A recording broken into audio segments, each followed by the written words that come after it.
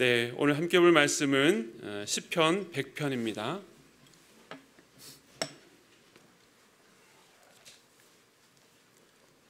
시편 100편 말씀 한 절씩 교독할 때 제가 먼저 읽겠습니다. 온 땅이여 여호와께 즐거운 찬송을 부를지어다.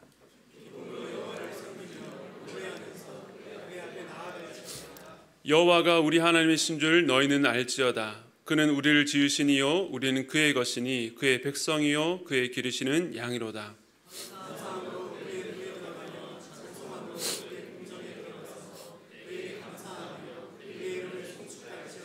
함께 읽겠습니다. 여호와는 선하시니 그의 인자심이 영원하고 아멘. 네, 오늘은 교회를 개척하고 두 번째 맞이하는 추수감사주일입니다. 여러분 작년 추수감사주일 기억나시나요? 전교인 연합예배를 드리고 옥상으로 다 함께 올라가서 짧은 운동회를 하고 내려와서는 위니드 밥에서 함께 식사를 나누고 참 뜻깊은 참 좋은 시간들을 보냈습니다. 올해는 작년에 나눠드린 감사노트를 또 1년 동안 성실히 작성해 오신 분들을 시상하고 또 간증을 들을 수 있어서 참 감사하고 또 교회 봉사하시는 분들을 향한 그런 감사 카드가 모여지는 모습을 보면서 참 따뜻하고 풍성한 마음이 듭니다.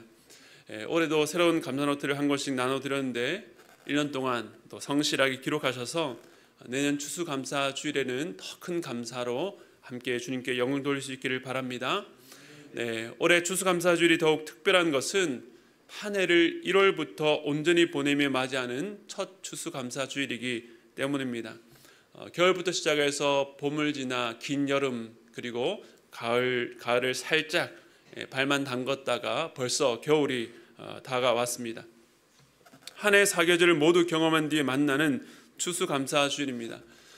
그래서 이번 주 설교를 준비하고 또 연구하면서도 한편으로는 지난 한 해 걸어왔던 시간들을 되돌아보면서 함께 주신 주님의 은혜를 감사하는 시간을 가졌습니다.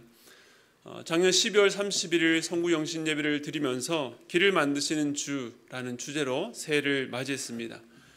처음 열렸던 고난주간 저녁 집회와 또 부활절에 맞이했던 교회 설립 1주년에 하나님께 감사 예배를 드렸고 또 배재 중고 체육관에서 열렸던 온세대 한마음 축제를 통해서 온 성도들이 함께 웃고 또 교제하는 특별한 시간을 가졌습니다.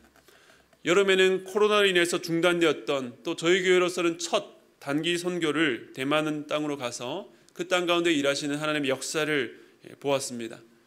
또 얼마 전에는 새생명 축제와 또 가을 특세로 인해서 영혼 구원의 감격과 공동체가 영적으로 하나 되는 은혜를 누리기도 했습니다. 지난주 각 가정마다 혹은 개인별로 한 해 10가지 감사 제목을 정리해 보셨는지요? 아직 못한 분들이 있다면 11월이 지나가기 전에 이번 한 해를 돌아보면서 감사 제목을 정리할 수 있기를 바랍니다. 오늘은 감사로 그 문을 열라는 제목으로 한 말씀 나누기를 원합니다.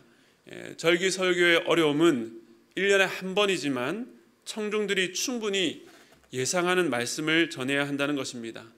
여러분의 예상대로 감사에 대한 말씀을 전하려고 합니다. 뻔한 설교가 되지 않도록 기도하면서 어떤 말씀을 전해야 될까 고민하다가 오늘 시편 100편을 만나게 되었습니다. 종종 감사와 관련된 설교를 들으면서 때로는 이것이 설교인지 아니면 강의인지 의아할 때가 있었습니다. 이제는 예수를 믿지 않는 사람들 안에서도 이 감사의 태도와 습관이 삶에 있어서 얼마나 중요한지를 강조합니다. 감사는 삶을 풍요롭게 만들고 우리 주변의 관계를 원활하게 하며 또 우리의 가치를 높여준다라고 말합니다. 그래서 이 자기개발서나 리더십과 관련된 책이나 강의에서 이 감사의 중요성과 또 구체적인 감사의 방법에 대해서 실질적인 도움도 받을 수 있습니다. 이처럼 세상이 말하는 감사는 참 유익하고 또 유용하지만 기독교가 말하는 감사를 모두 담아낼 수 없습니다. 본질적인 면에서 본다면 세상이 말하는 감사는 그 겉모습만 보고 따라하는 신용에 그친다라고 할 수 있습니다. 흉내만 낸다 할지라도 도움이 되는 것은 사실이지만 진리를 가진 우리가 그 수준에 머물러서는 안 되는 것이죠. 오늘 말씀을 통해서 감사에 대해서 새로운 시각이 열릴 수 있게 되기를 바랍니다. 먼저 세상이 말하는 감사와 기독교가 말하는 감사에 가장 큰 차이가 있다면 감사의 대상이 누구에게 있나라고 할 수 있습니다. 물론 우리가 일상생활에서 가족이나 우리 이웃들에 대해서 감사를 표현하지만 우리가 하는 모든 감사의 최종 대상은 궁극적으로 하나님이십니다. 그리고 감사의 목적에 있어서도 차이가 있습니다. 세상이 말하는 감사의 목적은 결국 사람의 유익을 위해서 존재합니다. 여기에는 지극히 개인적이고 이기적인 목적에서부터 이웃과 사회라고 하는 큰 공동체를 위한 공공의 선을 위한 목적도 포함됩니다. 물론 공익적인 목적이 이기적인 목적보다는 한 차원 높다라고 말할 수는 있지만 그 역시 사람의 유익을 벗어나지 못한다라고 하는 한계가 있습니다. 하지만 우리가 감사하는 최종 목적은 하나님을 향해 있습니다. 즉 우리가 감사를 통해 사람에게 유익을 끼치는 면이 분명히 있지만 그것은 부차적인 부분이고 가장 궁극적으로는 감사를 통해서 하나님 한 분을 높이는 목적, 찬양의 목적이 있는 것입니다. 그러므로 우리는 항상 감사하는 삶을 살면서 궁극적으로 그 감사를 받으시는 대상인 하나님을 기억하고 또 그 목적은 하나님을 찬양하는 데 있다는 것을 늘 인식해야 됩니다. 그런 측면에서 오늘 본문은 우리의 감사가 이 세상이 말하는 것과 어떤 차원에서 다른지 말해주는데요. 오늘 본문 시편 100편을 보면 표제어라고 일종의 제목이 있는데 감사의 시라고 되어 있습니다. 즉 이 찬양은 감사와 관련된 찬양입니다. 오늘 시편은 초청으로 시작합니다. 먼저 1절과 2절을 함께 읽겠습니다. 시작. 온 땅이여 여호와께 즐거운 찬송을 부를지어다. 기쁨으로. 아멘. 여기서 부를지어다, 섬기다, 또 나아갈지어다 이 단어는 모두 예배를 뜻하는 단어입니다. 즉 시인은 어떤 대상을 향해서 예배의 자리로 초청하고 있습니다. 얼마 전 한 성도님이 제게 이런 질문을 하셨습니다. 목사님, 우리 교회 예배 안내가 9시, 11시 이렇게 되어 있는데 15분 전에 하는 찬양은 어떤 의미입니까? 그것은 예배입니까? 아닙니까? 만약 예배라고 한다면 예배 시작 시간을 8시 45분과 10시 45분으로 당겨서 안내해야 되는 것은 아닌지, 만약에 예배가 아니라면 15분 찬양은 어떤 의미가 있는지 설명이 필요하다는 질문이었습니다. 어느 교회나 예배로의 부름이 있기 전 찬양 시간을 어떻게 볼 것인가에 대한 고민이 있어 왔습니다. 저희 교회는 1부보다는 2부에 예배 드리는 분들이 더 많지만 2부 예배 찬양을 15분 전 찬양할 때를 보면 오히려 1부보다 빈자리가 더 많은 것을 봅니다. 저도 앞자리에서 뒤를 못 보고 찬양을 하다가 강단에 딱 올라섰는데 본당이 휑하니 비어있는 모습을 보면 오늘 다들 무슨 사정이 있으신가 불안한 마음도 듭니다. 그래도 다행히 11시가 지나고 임례 찬양이 끝나고 나면 빈자리가 어느 정도 다 채워지는데요. 앞서 질문하신 분 마음에는 하나님께 예배드리는 시간을 지키는 것이 기본이요 중요하다라는 생각과 함께 찬양 시간에 빈자리를 보면서 안타까운 마음으로 하신 말씀이었던 것 같습니다. 그런데 오늘 제가 여러분께 시간을 좀 잘 지켜달라는 광고로서 말씀드리는 것이 아닙니다.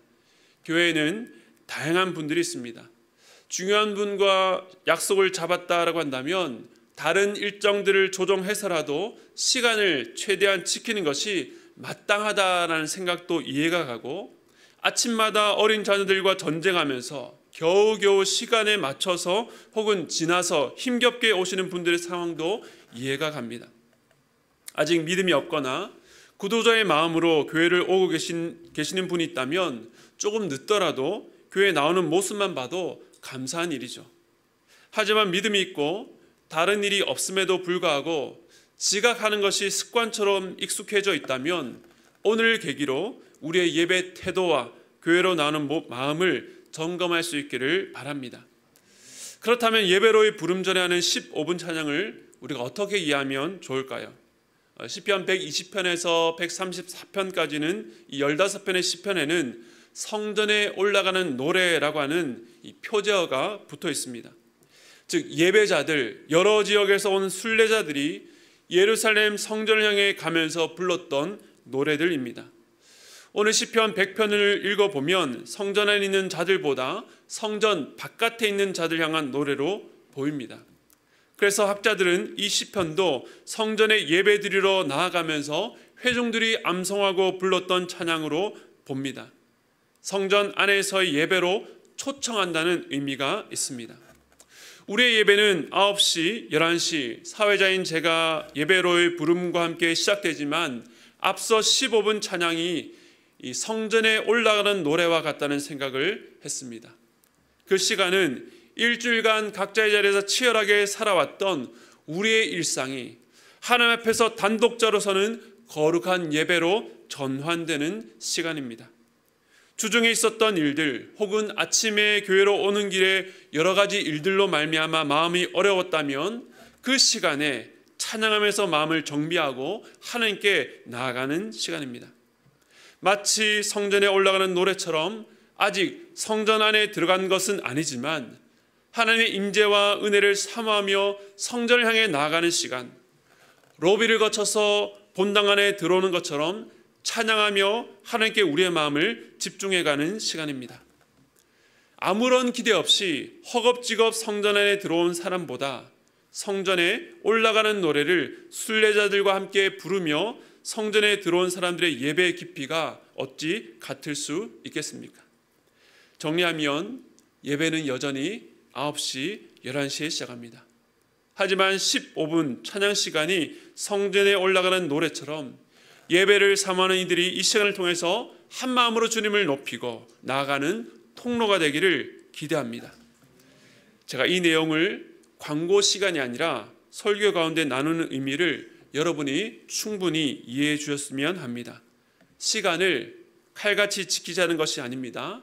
예배로 나오는 그 시간, 그 의미를 우리가 깊이 새겨보고 예배를 사모하는 마음으로 오시기를 초대하고 초청합니다.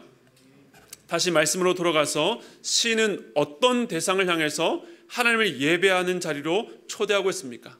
그 대상이 누구입니까? 1절을 어떻게 시작합니까? 온 땅이여 라고 시작합니다. 이 땅에 존재하는 모든 피조물들과 만민을 향해서 초대하고 있는 것입니다.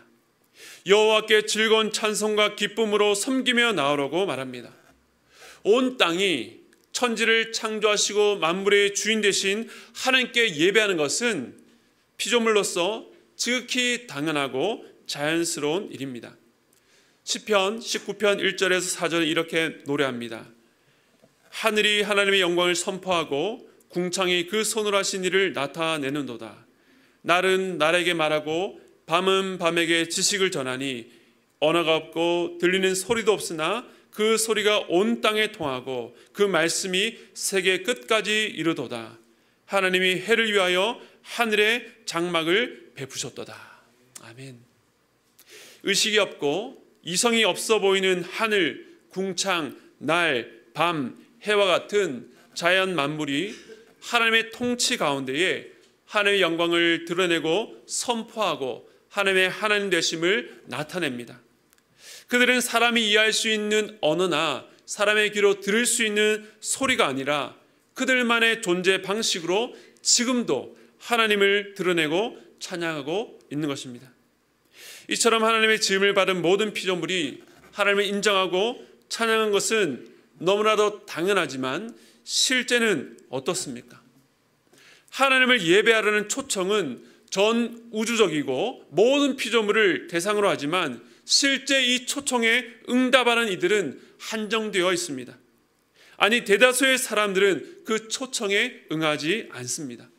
나와는 관계없는 일이라 생각하고 왜 내가 예배해야 되는지 이유를 모릅니다. 그렇다면 누가 이 초청에 응하여 예배드릴 수 있을까요? 어떤 사람이 하나님을 즐거움으로 찬양하고 기쁨으로 섬기며 예배할 수 있습니까? 그에 대한 응답이 3절인데요. 우리 3절 말씀 함께 읽겠습니다. 시작. 여호와가 우리 하나님이신 줄 너희는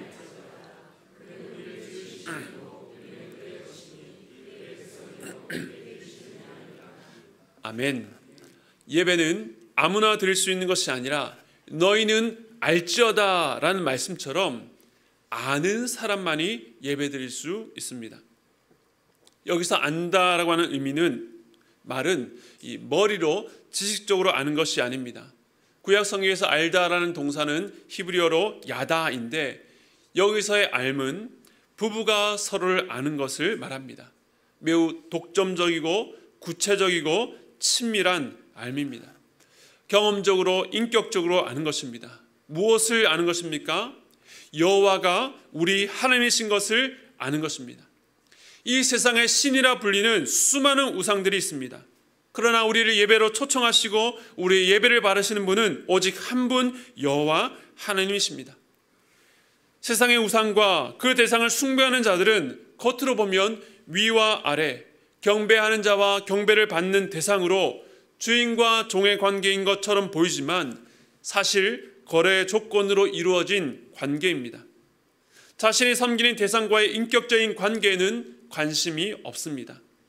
그 대상이 누구인지 어떤 성품인지는 중요하지 않습니다. 그저 자기가 원하는 것을 얻고 뜻한 바를 이루기 위해서 일정한 조건을 충족시키고 받으면 되는 관계입니다.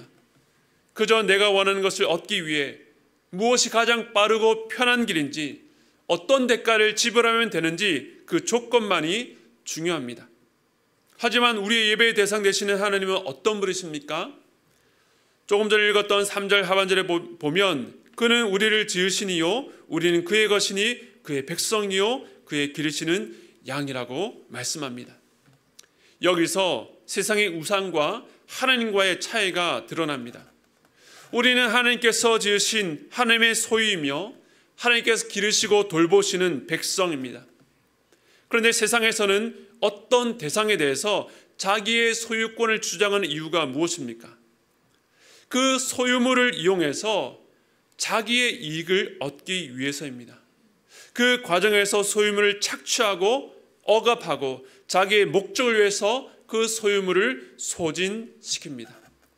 그런데 하나님께서는 우리를 자신의 소유라고 하신 다음에 우리를 기르시는 양이라고 말씀합니다. 성경을 보면 하나님을 목자요 백성들을 양이라고 비유하는 계시가 풍성합니다. 고대 근동의 목축 문화에서는 이 비유가 자연스럽고 그 의미가 직접적으로 다가오지만 농경 문화, 더군다나 도시에 살고 있는 우리에게는 낯선 이미지입니다. 그런데 하나님께서 자신과 백성의 관계를 이 목자와 양으로 비유하신 것은 양이야말로 목자 없이는, 목자를 의존하지 않고는 살 수 없는 동물이기 때문입니다. 양은 앞이 잘 보이지 않아서 길을 잘 잃어버립니다. 한번 넘어지면 스스로 일어날 수도 없습니다. 스스로 먹고 마시는 것을 해결할 수도 없습니다. 매우 어리석은데 고집은 엄청 셉니다. 누구를 닮았습니까? 바로 우리 모습 아닙니까? 그런데 목자는 어떻습니까? 그 양떼들이 먹을 수 있는 초장과 마실 수 있는 물가로 인도합니다. 넘어지면 그들을 일으키고 양들 노리는 여러 맹수들에게서 지키고 보호해 줍니다. 뿐만 아닙니다. 하나님께서 당신의 양떼를 위해서 어떤 일을 행하십니까? 하나님의 보호하심과 지키심은 어디까지 나아갑니까? 이사야 53장 6절입니다. 우리 함께 읽겠습니다. 시작. 우리는 다 양 같아서 그릇 행하여 각기 제 길로 갔거늘 여호와께서는 우리 모두의 죄악을 그에게 담당시키셨도다. 아멘. 양들인 우리는 제 멋대로 잘못된 방향으로 끊임없이 나아가서 방황하지만 하나님은 우리의 죄악을 누군가에게 맡기셨다라고 말씀합니다. 그분이 누구십니까? 요한복음 10장 11절 말씀입니다. 함께 읽겠습니다. 시작. 네, 이 말씀 아닌데요. 요한복음 10장 11절 말씀 제가 읽겠습니다. 나는 선한 목자라 선한 목자는 양들을 위하여 목숨을 버리거니와. 여기서 말한 나는 누구입니까? 예수님입니다. 예수님은 자기가 소유한 양들, 자기에게 주어진 양떼를 위해서 무엇까지 하신다고요? 목숨까지 버리십니다. 즉 우리의 주인이시며 우리를 책임지시기 위해서 죽기까지 하신 분, 그분이 바로 우리의 예배의 대상입니다. 오늘 말씀은 이러한 하나님께 예배하라고 말합니다. 즉 예배로의 초청은 모두에게 열려있지만 그 초청에 응하는 이는 한정되어 있습니다. 누가 이 초청에 반응합니까? 나의 주인이시며 나를 책임지시고 인도하시는 하나님을 아는 자, 우리의 죄를 담당하셔서 대신 죽으시는 주님을 머리가 아니라 마음으로 믿어 아는 자들만이 예배할 수 있는 것입니다. 그렇다면 이 예배로의 부름 앞에서 예배자는 어떻게 나아가야 될까요? 시편 100편 4절 말씀인데요. 우리 함께 읽겠습니다. 시작. 감사함으로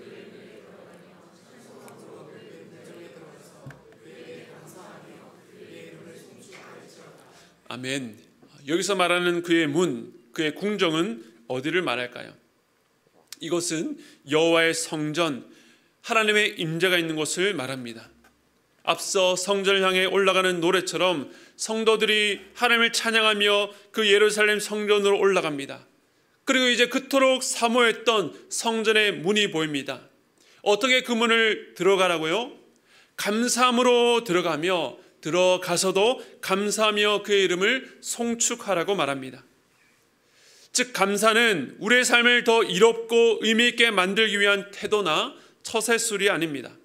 성경이 말하는 감사는 아무나 할 수 있는 것도 아닙니다. 오직 하나님을 예배하는 초청에 반응해 그 앞에 나온 자들만 할 수 있습니다. 당신의 백성을 위해 죽기까지 사랑하신 그 놀라운 은혜를 깨달아 아는 자들, 하나님에 대한 믿음을 가진 자만이 드릴 수 있는 찬양이며 반응입니다. 그런데 이 예배가 어디에서 시작합니까? 그 출발이 무엇입니까? 바로 감사함입니다. 감사함으로 그의 문에 들어가며 그 하나님의 임재 앞에 나아갈 때는 감사하며 나아가는 것입니다. 그런데 이 말씀은 물리적인 예루살렘 성전에 들어갈 때만 할 수 있는 것이 아닙니다. 앞서 말씀드렸듯이 하나님의 초청을 받은 그의 소유된 백성들, 그가 기르시는 양들, 여호와가 하나님이신 줄 아는 자들은 언제나 감사함으로 그 문을 통과해 하나님의 임재 앞으로 나아갈 수 있습니다. 주일 예배만을 말하는 것이 아닙니다. 우리가 언제나 어디서나 감사함으로 주님 앞에 나아갈 때에 그 삶 속에 하나님의 임재의 문이 열려 하나님께서 그 감사의 찬양을 바르시는 줄로 믿습니다. 즉 우리가 하나님의 임재 안으로 들어갈 때에 감사함으로 나아간다는 것은 우리가 감사함으로 그 문을 열 때에 하나님의 임재가 그곳에 임하시는 성전이 된다는 것입니다. 감사는 하나님의 임재를 여는 열쇠입니다. 그러므로 감사는 과거에 하나님께서 내게 베푸신 것에 대한 반응 이상입니다. 감사는 우리의 삶에 하나님의 새로운 일하심을 기대하게 합니다. 다니엘이 왕의 꿈을 해몽하기 전에 먼저 하나님께 감사 기도를 드렸습니다. 얼마 전에 보았던 오병이어의 기적을 행하시기 전에 예수님께서 어떻게 하셨습니까? 예수님께서 작은 아이의 도시락 그 떡을 가져서 축사하셨습니다. 즉 감사기도 하셨습니다. 손에 쥔 것은 수많은 무리를 먹이기에 턱없이 부족한 작은 떡이었지만 주님은 그 작은 떡을 통해서 일으키실 하나님의 일을 기대하면서 먼저 감사하셨던 것입니다. 예수님께서 죽은 나사로를 살리시기 전에 기도하셨는데 어떤 기도를 드리셨을까요?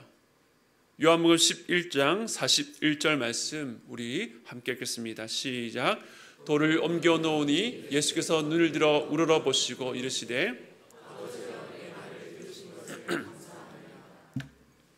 아직 나사로가 살아나기 전인데도 주님이 먼저 선포합니다. 아버지여 내 말을 들으신 것을 감사하나이다. 이처럼 예수님의 감사 기도는 어떤 열매에 대한 반응 이전에 예수님께서 앞으로 하실 일을 여는 열쇠였습니다. 사랑하는 성도 여러분, 작년 한 해 감사노트 쓰는 것이 왜 그렇게 힘드셨습니까? 하루를 돌아봐도 감사할 것이 없는데요. 늘 똑같은 일상의 반복인데 뭐 감사할 것이 있겠습니까? 어떻게 하셔야 됩니까? 먼저 감사로 그 문을 여시기 바랍니다. 똑같은 일상이라도 그곳에 하나님의 임재를 사모하며 하늘에 계신 하나님께 감사를 선포하십시오. 여러분의 직장에서 여러분의 자녀와 배우자를 바라볼 때에 어떤 일의 결과나 열매 때문이 아니라 내 삶의 주인이시며 내가 가진 모든 것에 참된 주인 되신 하나님께, 나를 기르시고 내 인생을 책임지시는 하나님께 믿음으로 감사를 선포하시기 바랍니다. 닫힌 문들아 열릴지어다. 내 앞에 닫힌 문제는 열릴지어다. 하나님께 감사할 때에 그 문이 열리는 역사가 나타날 줄로 믿습니다. 하나님께 감사할 때에 바로 그 자리에 하나님께서 임재하셔서 하나님께서 하실 일을 보게 될 줄로 믿습니다. 오늘 시편 100편을 보면 그 감정이 굉장히 고조되어 있다는 것을 알 수 있습니다. 즐거움, 기쁨, 노래, 감사, 찬송, 송축. 그런데 우리의 삶이 늘 그렇게 구름 위를 걷는 것처럼 감정이 고조될 수는 없습니다. 때로는 이유를 알 수 없는 고통과 언제일지 모르는 어려움이 우리의 삶에 겹겹이 쌓여서 답답하고 막막하다고 느낄 수도 있습니다. 하나님께서 앞으로 행하실 일을 기대하라고 했지만 현재 내 삶이 처한 상황을 보면 그런 즐거움과 기쁨으로 감사할 수 없다라고 느껴집니다. 그러나 그때에도 왜 감사할 수 있습니까? 마지막 5절 말씀 우리 함께 읽겠습니다. 시작. 여호와는 선하시니 그의 인자심이 영원하고 그의 성실하심이 대대에. 우리 한글 번역본에는 나오지 않지만 원문을 보면요, 이유를 나타낸 접속사 키라는 단어로 시작합니다. 즉 우리가 현재 처한 모든 상황과 환경을 뛰어넘어서 감사함으로 그 문을 열고 하나님의 임재 앞으로 나아갈 수 있는 이유는 여호와가 선하시기 때문입니다. 그의 선하심이 어떻게 드러납니까? 먼저는 그의 인자심으로 드러납니다. 여기서 인자라는 단어는 헤세드인데요, 사랑, 인자, 긍휼 여러 단어로 번역되지만 원어의 뜻에 가깝게 번역한다면 이 언약적 사랑이라고 말할 수 있습니다. 즉 약속을 지키시는 사랑입니다. 그리고 인자심과 함께 항상 시편 말씀에 짝처럼 나오는 말이 있는데 그것은 성실입니다. 하나님의 인자와 성실, 당신의 백성을 향한 하나님의 사랑이 언약에 근거하고 있고 그 약속을 지키기 위해서 성실하게 일하신다는 것을 말합니다. 하나님의 선하심은 환경에 좌우되지 않습니다. 변덕이 심한 우리의 마음의 상태에도 좌우되지 않습니다. 하나님의 선하심은 오직 당신의 변함없는 말씀, 약속하신 언약, 그 말씀대로 신실하게 이루시는 하나님의 성품에 근거합니다. 우리가 붙들어야 될 하나님의 약속이 무엇입니까? 로마서 8장 28절 우리 함께 읽겠습니다. 시작. 우리가 알거니와 하나님을 사랑하는 자 곧 그의 뜻대로 부르심을 입은 자들에게는 모든 것이 합력하여 선을 이루느니라. 아멘. 하나님을 사랑하고 그의 뜻대로 부르심을 입은 자들에게는 모든 것이 합력하여 선을 이룹니다. 여기서 말하는 모든 것이란 우리의 눈에 보기에 우리가 기대했던 좋은 일뿐만 아니라 안 좋은 일, 어떤 면에서는 내 인생 가운데 일어나지 않았으면 좋았던 그 일부터 심지어는 악한 일까지도 모두 포함됩니다. 그런데 하나님께서 그 모든 일을 재료로 선을 이루신다는 것은 우리가 각각 개별적인 일의 이유와 의미를 모두 파악하고 알게 된다는 뜻이 아닙니다. 우리가 최근에 욥기를 묵상하고 있는데 욥이 자기에게 일어난 모든 일들을 다 이해하게 된 것도 그의 억울함이 다 풀린 것도 아닙니다. 그러나 그가 마지막에 고백하게 된 것은 무엇입니까? 귀로만 들었던 하나님을 이제는 자기 눈으로 보게 되었다는 고백입니다. 자기가 겪은 고난이 이해되었다는 것이 아니라 자기의 삶을 붙들고 계신 선하신 하나님을 만났다, 그분을 보았다라고 말씀하고 있는 것입니다. 우리가 하나님께 감사하며 찬양해야 될 이유는 하나님의 하나님 되심에 있습니다. 우리의 주인이시며 우리를 책임지시고 기르시는 목자 되신 하나님, 우리를 향한 그분의 생각과 계획과 실행이 항상 선하시기 때문입니다. 그렇기 때문에 우리의 감사는 세상이 말하는 감사와 전혀 다른 차원에 있습니다. 날마다 이 감사 예배로 나아오는 주님의 초청에 반응하는 여러분 되시기를 바랍니다. 감사로 그 문을 열라 하루를 시작할 때에 힘든 일이 있어서 마음이 낙심될 때에 상황이 주눅들어 고개를 들 수 없을 때에 그 닫힌 문 앞에서 어떻게 해요? 감사로 그 문을 여시기 바랍니다. 하늘 향한 감사를 선포할 때에 하나님의 인재로 가는 문이 활짝 열릴 것입니다. 그 문으로 들어가 하나님께 감사할 때에 인자와 성실히 무궁하신 하나님께서 여러분의 삶 가운데에 선한 능력으로 일하실 줄로 믿습니다.